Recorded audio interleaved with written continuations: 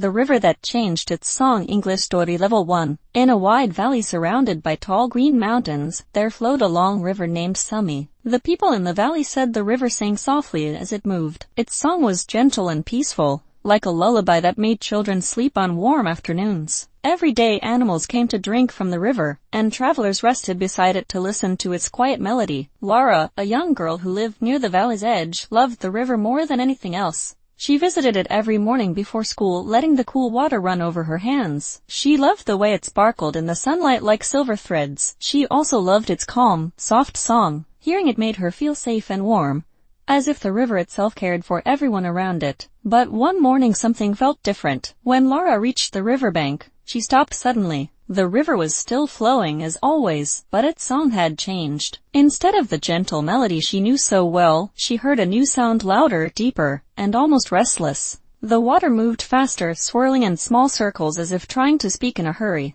Laura leaned closer, confused and worried. She asked softly, "Tell me, what happened? Why did your song change?" The river did not answer with words, but its waters splashed harder against the stones. It felt like the river was upset about something. Laura watched as small leaves and twigs rushed past her, moving quicker than she had ever seen. She wondered if something in the valley had changed overnight. As she walked to school, she asked the villagers if they had noticed anything strange. Some said the wind had been stronger at dawn. Others said they heard rocks falling from the mountains. A few elders whispered that the land sometimes tried to warn people through small signs. Laura listened carefully and felt more worried. She decided she would return to the river after school to understand more. When the school day ended, Laura ran to the river again. This time the water song was even stronger. It sounded almost like a warning, deep and shaky. The sky above the valley looked clear, but the air felt heavy. As Laura stood there, she noticed something she had missed earlier.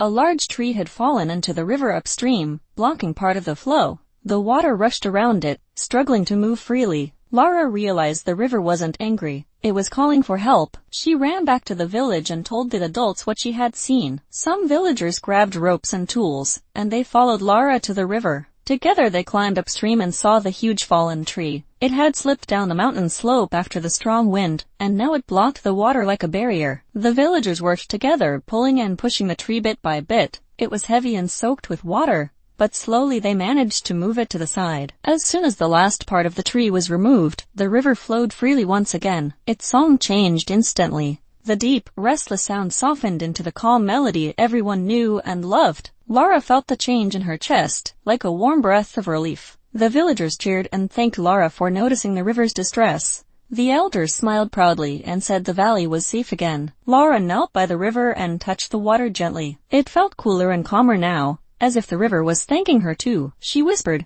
"I'll always listen to your songs, Sumi." That evening the sky turned pink and gold. Laura sat by the river for a long time, watching its surface shimmer. She felt connected to it in a new way, as if they understood each other. From that day on, whenever the river's song changed even a little, Laura listened carefully. She knew that nature spoke in its own way, and she wanted to make sure she heard every word.